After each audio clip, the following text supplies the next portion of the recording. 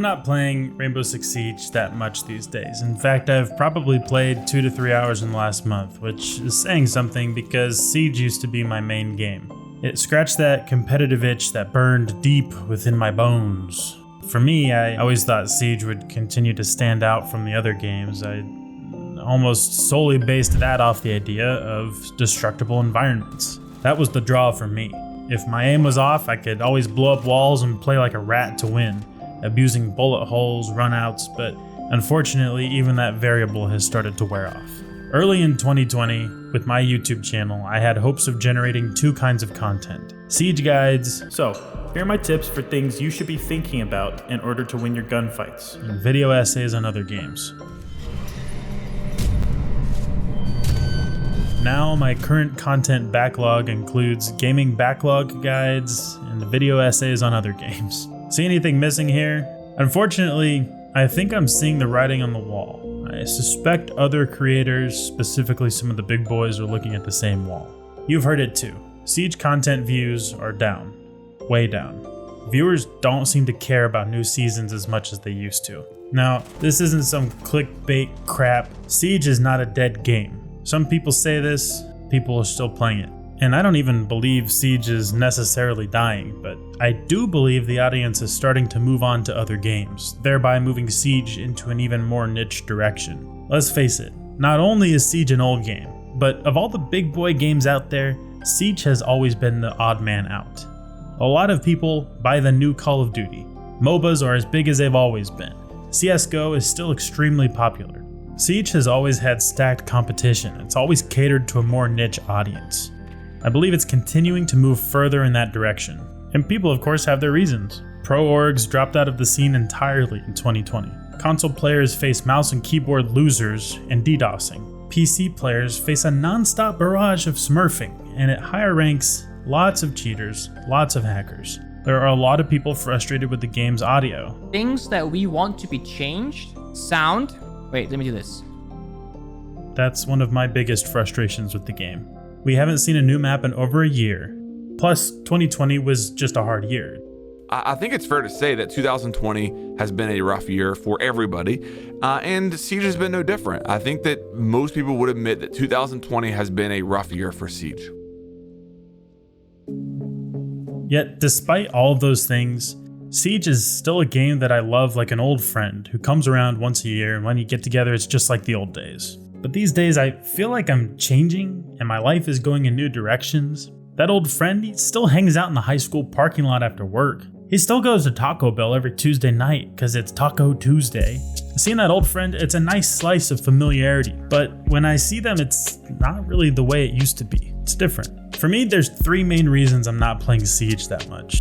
The first is, well, I found something to replace my competitive urges. And I still really enjoy competition. I enjoy winning. I enjoy outplaying my opponents. I enjoy working together with my friends to accomplish something. In that regard, I think I realized the skill ceiling in Siege was so high. So many people were just way better than us. And this is to be expected, but in terms of our 5-stack, I don't think any of us were willing to put in the time to sweat hard enough to get good. We were getting tired of running into smurfs constantly. I was tired of caring about my rank, and the one phrase I'd hear pretty consistently that made me willingly give up Siege nights was, He shot at me. I can't. Right on the corner. Nice job.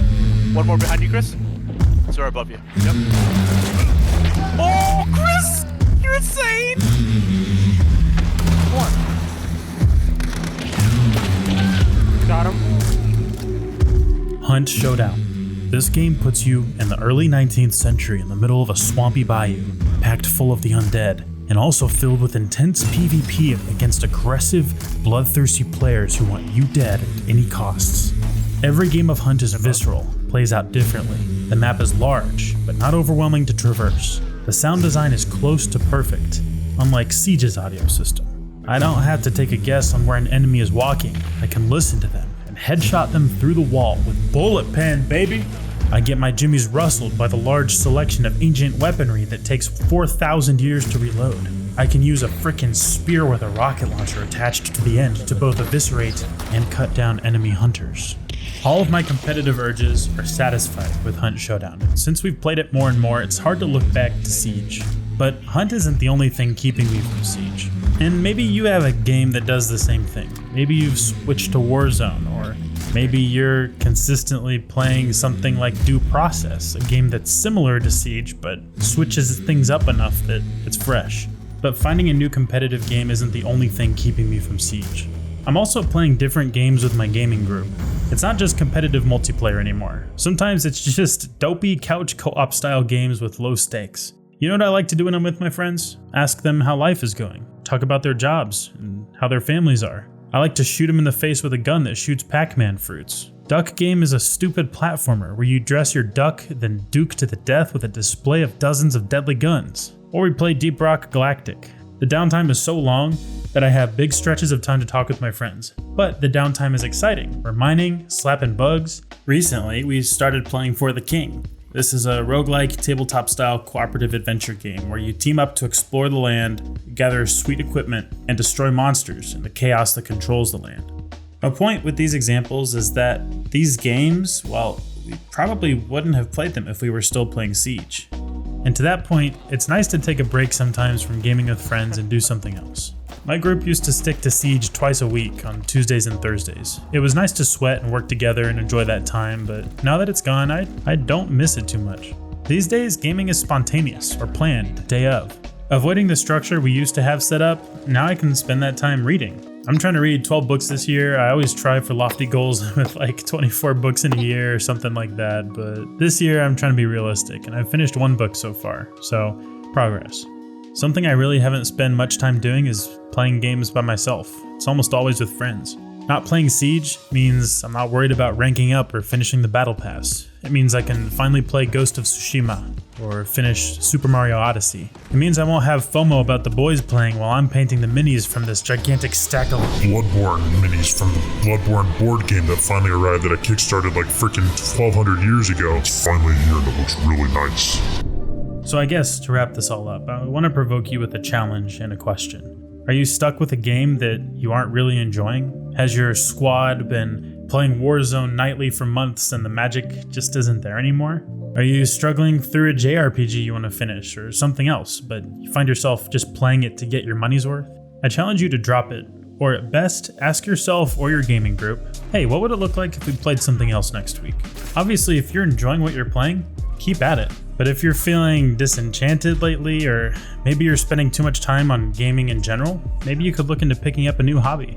Our time on Earth is short. We'll never have enough time to play everything we want to play, get invested in every hobby we want to get invested in. So it's a better investment to start thinking about either prioritizing certain things, or maybe just getting rid of some things altogether.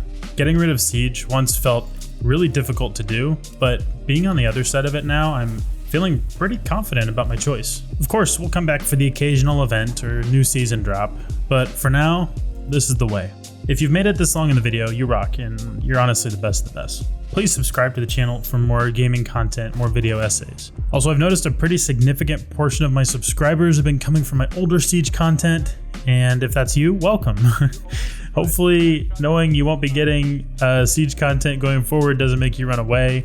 I might occasionally do another video on Siege, but the focus is on different kinds of content now. So if you're interested, check out some of my other videos and stick around if you'd like. So that's it. Bye-bye.